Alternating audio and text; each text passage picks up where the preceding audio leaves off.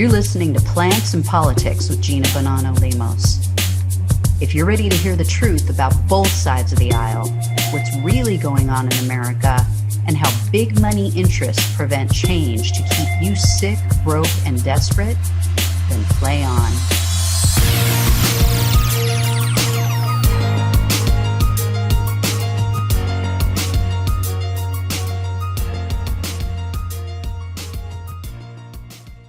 Hey everyone, welcome to Plants and Politics. This is Gina. So it's follow-up Friday. I'm following up on the really sad story out of Texas in regard to the number of COVID cases and how it's just exploding over there. So this week, Texas reported a record number of deaths due to coronavirus.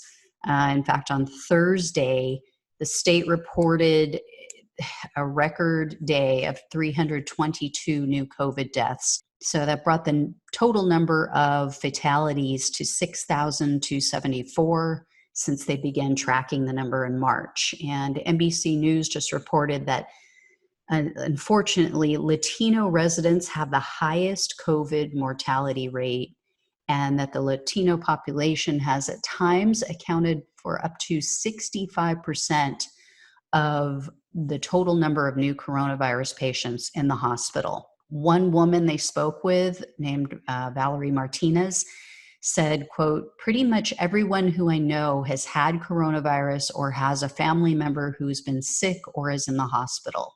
She told NBC also that she knew 45 Hispanic friends, family members, and acquaintances who had fallen ill with COVID, including 4 who had passed away.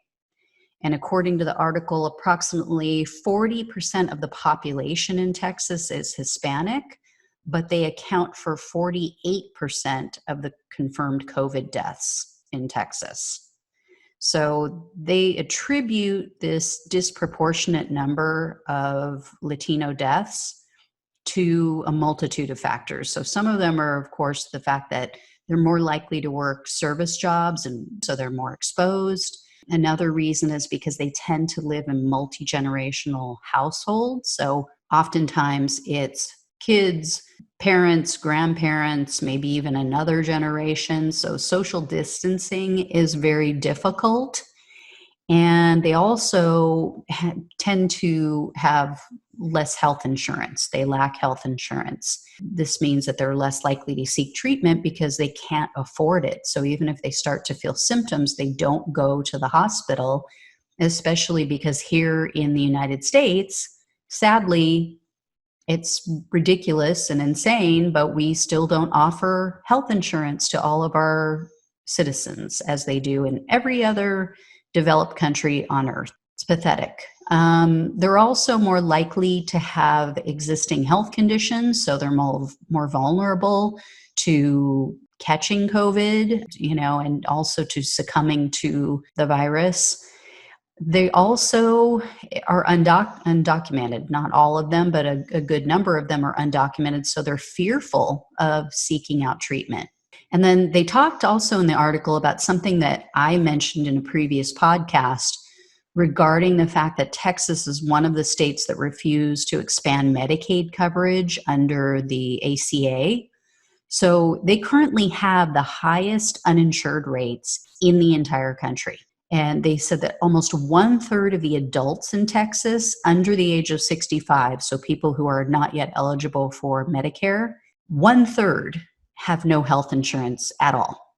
And more than 60% of Texas residents without health coverage are Latino. It's sickening. It really is sickening. It's so inhumane what we're doing in this country. They spoke with a doctor named Dr. Ismail Porsa, I believe is how you pronounce the name, or Ismaili Porsa, and he oversees Houston's hospitals where they treat a majority of patients who don't have health insurance. Dr. Porsa explained to NBC News that those hospitals have run out of intensive care space and drugs needed to treat COVID. So basically, they have to leave these patients, as he put it, lingering in emergency room beds for days. They can't even admit them as actual inpatient patients, and then they have to transfer them to hospitals outside of the city. He also said, quote, "These problems are all coming to a head after decades of not paying attention to healthcare infrastructure." Absolutely.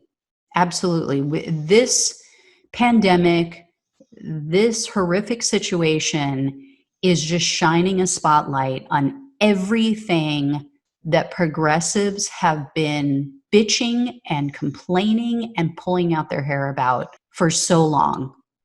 All of us saying everyone deserves health care. And I don't care what side of the aisle you're on. You know, when Joe Biden says that he is going to veto Medicare for all, even if it makes it to his desk, you understand that means that it made it through Congress, it made it through the House, and it made it through the Senate. That means that the majority of people in those two bodies approved it and wanted it, which typically means that their constituents overwhelmingly wanted it, and it made it to Joe Biden's desk. And yet he's like, nope, I get too much money from the insurance companies. Because that's what it comes down to. One of his top donors is the insurance industry. That is how our laws are made. It's absolutely unconscionable what we're doing, that we are literally allowing people to die in this country because they don't have enough money for health insurance and we refuse to take care of them. It's sickening.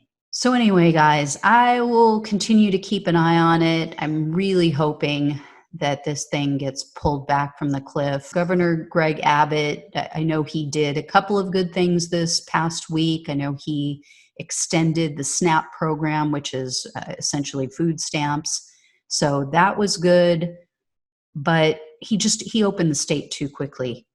He and I forget the other lawmaker's name that basically said he was willing to sacrifice, people's grandparents to open up the state and for money.